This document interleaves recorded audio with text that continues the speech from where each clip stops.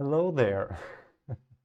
So we talked today about Baudrillard, about simulacra and simulation, and let's just jump in, looking what the text has to tell us.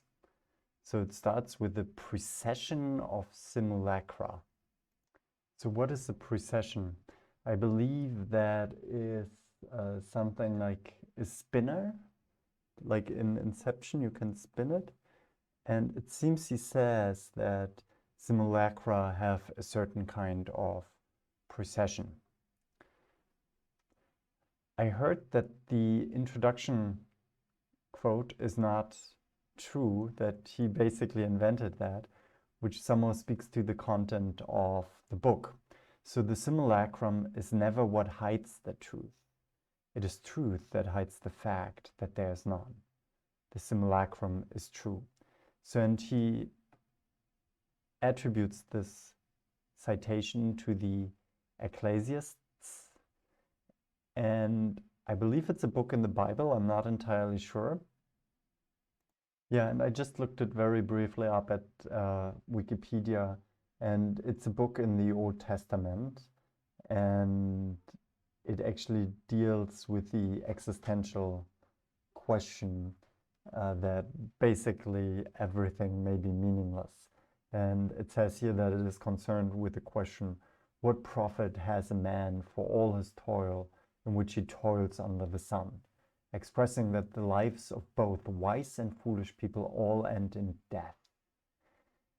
While Kohelet endorses wisdom as a means for a well-lived earthly life, he is unable to ascribe eternal meaning to it. In light of this perceived senselessness, he suggests that human beings should enjoy the simple pleasures of life, such as eating, drinking, and taking enjoyment in one's work, which are gifts from the hand of God. The book concludes with the injunction to fear God and keep his commandments. So yeah, we see here that the book somehow denies all efforts of human beings, but then says, well, enjoy the works of God. So let's jump back to the citation that is allegedly attributed to this book. The simulacrum is never what hides the truth. So a simulacrum, I mean, the question is still, what is a simulacrum, right? I believe a simulacrum is just something that is semblance. And here, however, the semblance does not hide the truth.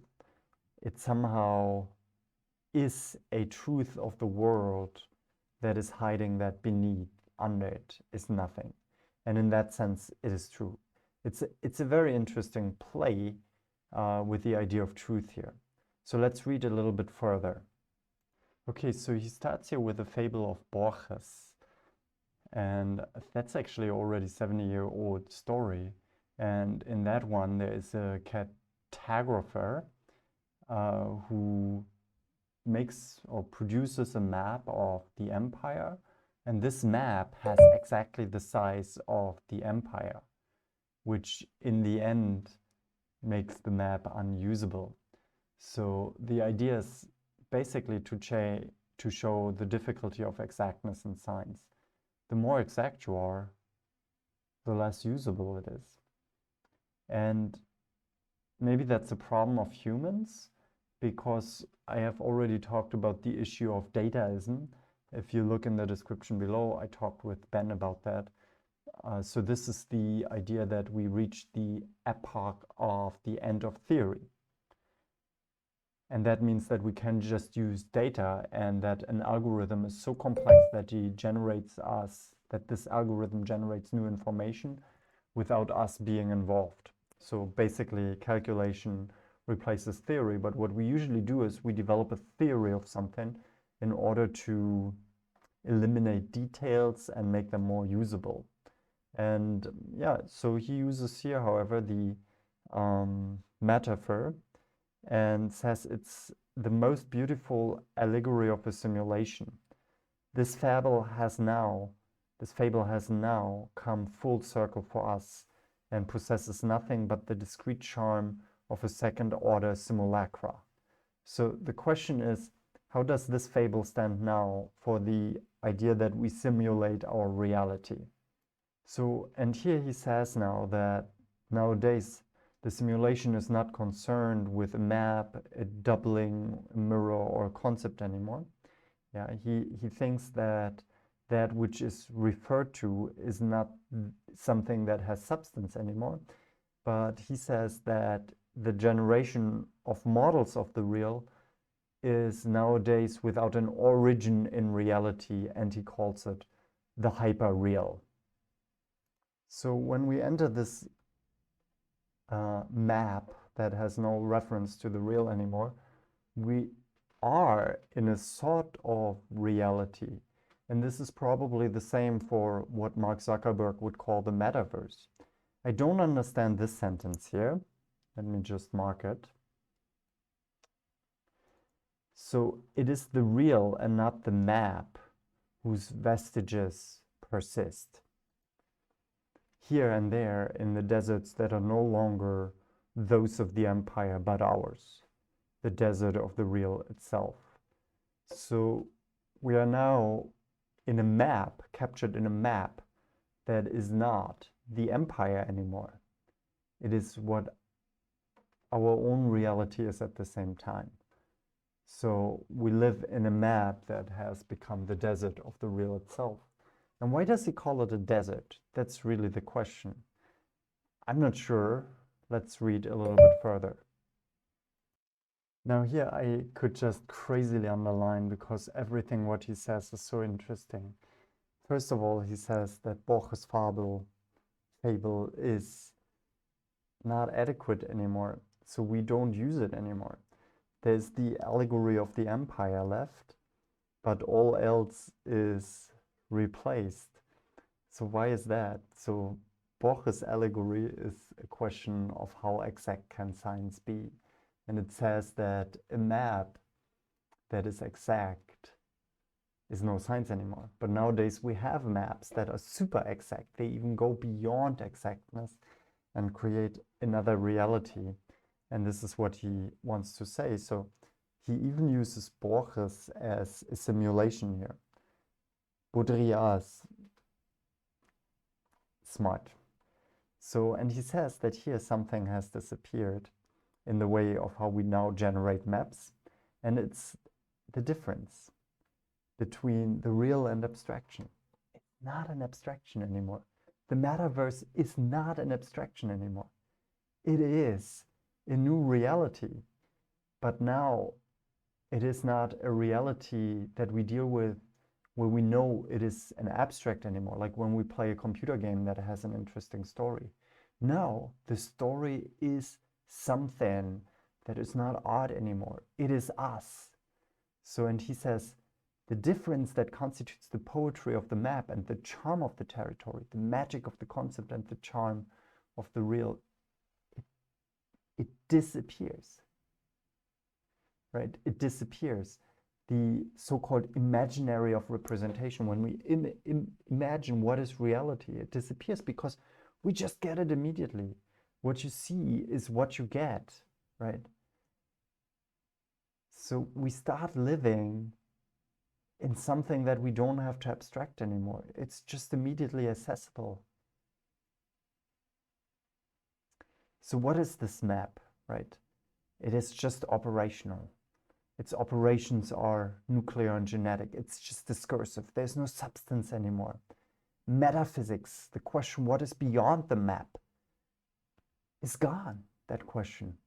There's no mirror of being. Beings are not mirrored from the outside. They can be entirely invented within the vat. And there is no question what is being anymore. The question of being is lost, that Heidegger was asking for. So it is a genetic miniaturization that is the dimension of simulation. The real is produced from miniature cells, matrices, and memory banks, models of control, and can be reproduced an indefinite number of times from these.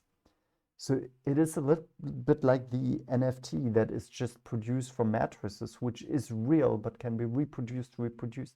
It is a reality.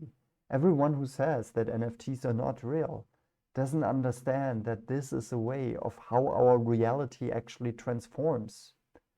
And he says that is the hyper real that is produced, that is made from models that don't have a real atmosphere anymore. We lose the question of the real, and therefore we lose the question of being. He calls it the era of simulation that is inaugurated by a liquidation of all referentials. We don't ask anymore what is behind the systems of science. We are just in the meaning that is there directly. There is no poetry to the metaverse. It is no longer a question of imitation or duplication or even parody. It is substituting science of the real for the real. So what was before an abstraction of the map is now substituted.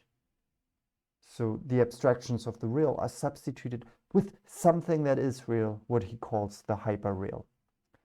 It is a perfectly descriptive machine that offers all the signs of the real and short circuits in all its vicissitudes. I hope I read that right.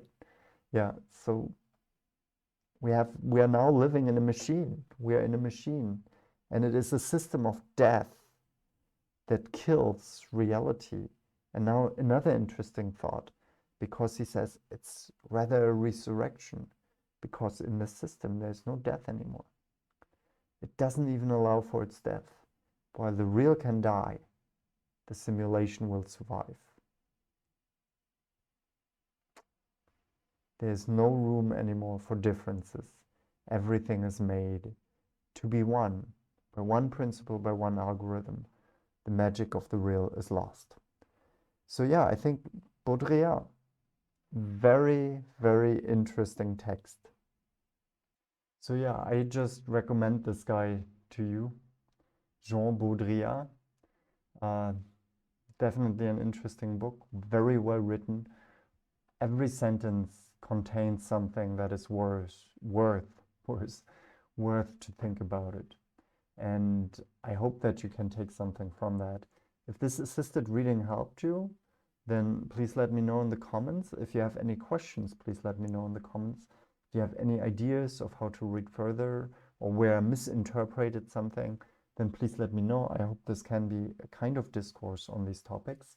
And if you want to engage in this discourse, you can suggest reading something together.